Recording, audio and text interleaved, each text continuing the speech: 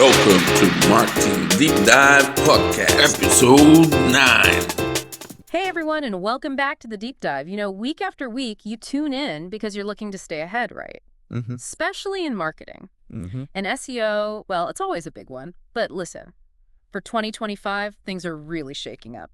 Big shifts are happening, and that's what we're going to unpack today. That's exactly right. For years, SEO meant Google, didn't it? Someone types something in, you want to be the top answer. Simple. Yeah, pretty much. But now, for your business, for your marketing, you got to look bigger. Think AI tools, ChatGPT, Google's AI overviews. They're changing the whole game. So your approach needs a resync. A fundamental rethink, yeah. For the next year, definitely. Yeah, exactly. It's not just about grabbing that #1 spot on Google anymore. It's about making sure your business, your services, whatever, that they're discoverable wherever people are looking. And increasingly, that's inside these AI tools. Which brings us right to the main event for today's deep dive, Generative Engine Optimization, or GEO as we'll call it. Yeah, GEO. And what's really fascinating here, and honestly crucial for you listeners planning your strategies, is that GEO looks like it's going to be the dominant SEO strategy soon. The dominant one. Wow. Think about it. Tools like ChatGPT, Google AI overviews, they're becoming the first stop for information for loads of people. Right. So if you want your business recommended, if you want to be in that mix, you have to optimize specifically for them. Okay, let's make that real. Give us an example. Okay. Say you search for Generative Engine Optimization services right now on Google. Okay. What you'll probably see is the AI overview at the top, pushing down the regular blue links. All right, I've seen that. And here's a kicker for your SEO thinking. The ranking inside that AI box. It can be totally different from the normal organic list below it. Really? Different ranking? Yeah, the same company might be, say, number 5 organically, but suddenly they're featured right at the top in the AI summary, maybe even multiple times. We've even seen ChatGPT directly name agencies when someone asks, who can help me run generative engines? Wow, okay. And connect that to the potential reach. I mean, Google's AI overviews alone, they're expected to hit a massive audience this year. Huge numbers. So getting a grip on GEO now, as you're planning for 2025, it's not just smart. It could give you a serious first-mover advantage. An edge over competitors still stuck on just traditional Google SEO. Exactly. While they're focused there, you're already playing the new game. Right, let's get into the nuts and bolts then for everyone listening who wants to actually do this. What exactly is generative engine optimization? Is it totally separate from the SEO you already know? That's a really key question, especially if you're building on what you already do. So while GEO is about getting featured by AI, the foundation, it's still ranking well in regular search, especially Google. Okay, so the old ways aren't dead. Not at all, because these AI tools, they often run web searches in the background to gather their info and put together those answers. Ah, so they're still using the web. They are, which means if your site isn't findable via traditional search, your chances of ending up in an AI overview, pretty slim. So good traditional SEO is like the entry ticket. That's a great way to put it. Yeah, the entry ticket. Without it, AI visibility is unlikely. Quick example. If you manage to get a featured snippet in Google's regular results, that visibility boost also makes you more likely to be cited or included in an AI overview. It signals you're a good source for that specific query. Okay, so it's an evolution, not a revolution, building on what works. You also mentioned longer tail searches. How do they fit in? Right. AI overviews and just generative search in general seem to encourage people to ask much more specific questions, longer questions. More conversational. Exactly. And that creates fantastic opportunities for your business if you've got really specific niche content. How so? Well, if you can provide a great answer for those super detailed queries, you're more likely to rank for them in the underlying search. Which means the AI is more likely to find and use your info when someone asks it that specific question. Precisely. You become the source for that niche topic. That makes a lot of sense, especially for businesses with specialized stuff like best noise-canceling headphones under $150 for small ears. That kind of specific query becomes gold. Exactly, that kind of query. But, and this is important, just ranking well traditionally doesn't guarantee you'll pop up in the AI results. So there's more to it. What specific AI optimization steps do you need to take? Okay, this is key for your 2025 planning. One big thing is structuring your content to kind of mimic the concise answers AI likes to give. Mimic the AI. Sort of. AI aims for a quick, direct answer first, right? So a good strategy for your content is to start with that clear, concise answer right up top. Get straight to the point. Yes, and then follow it up with more detail, background, supporting info. That structure makes it easier for the AI to pull out the key takeaway it needs. Okay, anticipate the AI's need for the short version. Yeah. Smart.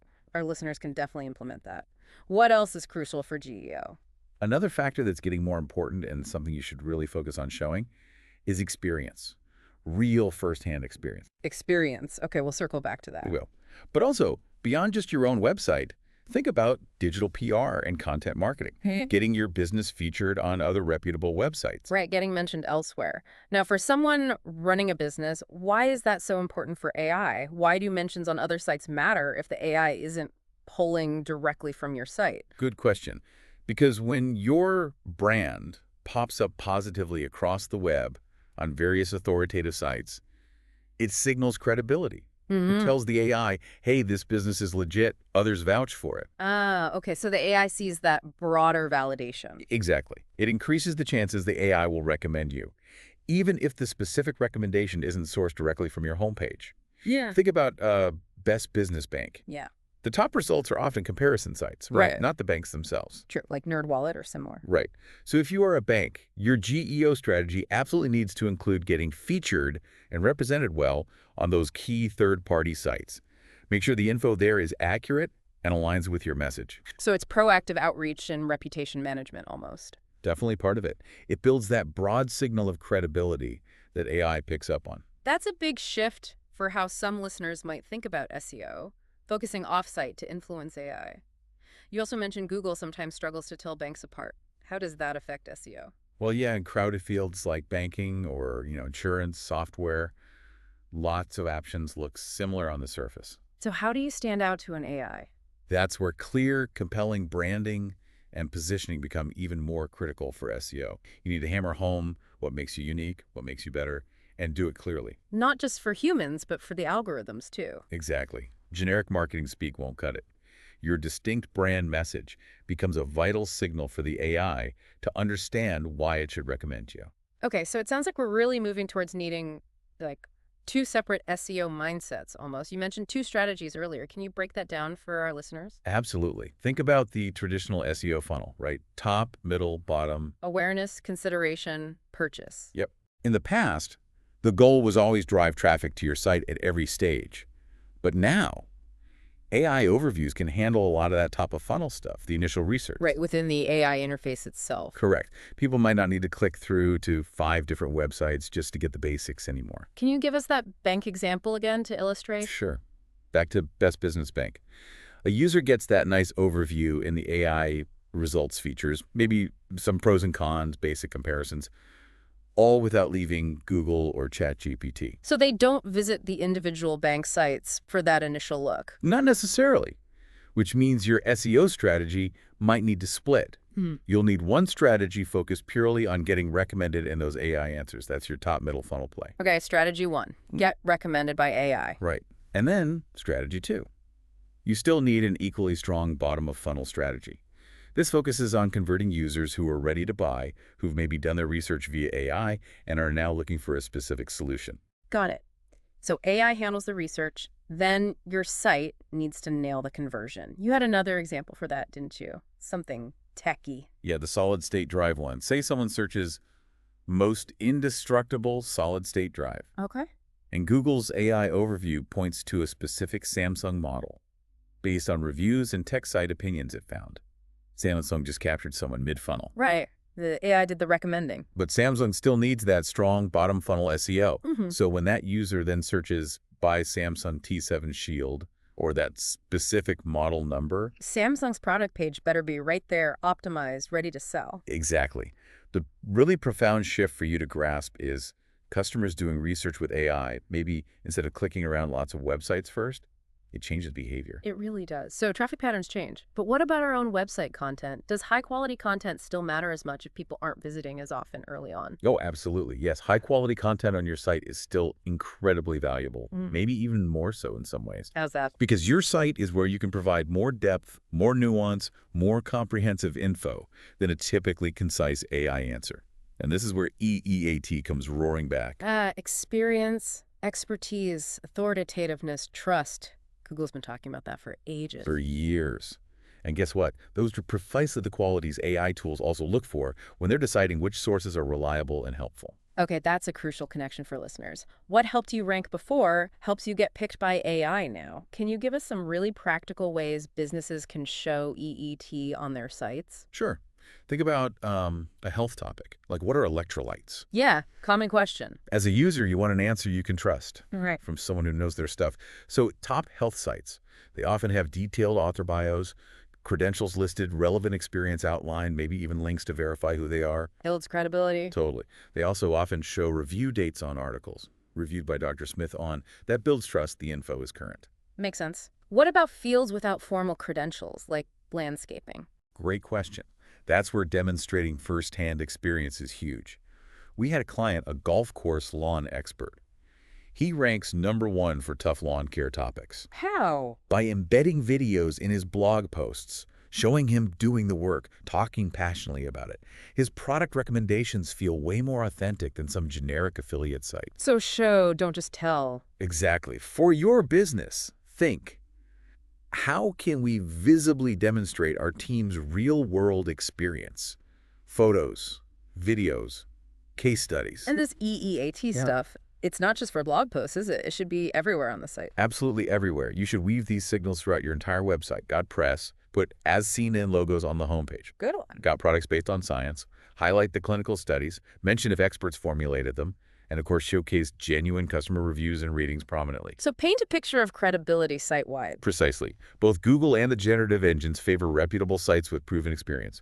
Load your site up with those trust signals. This is all super actionable for planning 2025. Now, we've talked a lot about optimizing for AI and content quality. What about the technical stuff? On-page SEO, does that still matter? Yes, absolutely. The fundamentals still count. Your site needs to be crawlable, fast, well-structured.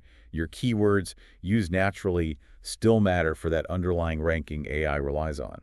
So don't ditch the basics. Definitely not. However, competition to get included in those AI answers where maybe only a few links get shown is going to be fierce. Right, fewer slots available in the AI box. Exactly.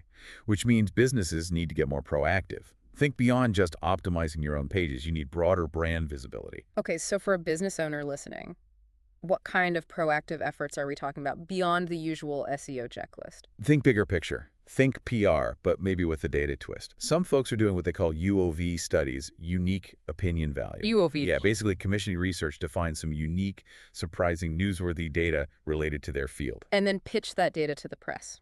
Exactly. We saw a bathroom installer specializing in accessibility for the elderly. They did a study, found some startling stats about challenges older people face at home. Made for a great media story. Clever. Establishes authority. Totally. Another client, similar field, actually started a government petition related to improving accessibility provisions. Genuinely believed in it, but wow, did it generate positive visibility and authority. That's really thinking outside the box for visibility. It is. For your business, ask, what unique angle, what initiative, what data could we generate that would get people talking, get us noticed? So it's less about just tweaking meta descriptions and more about making noise, getting recognized across the internet.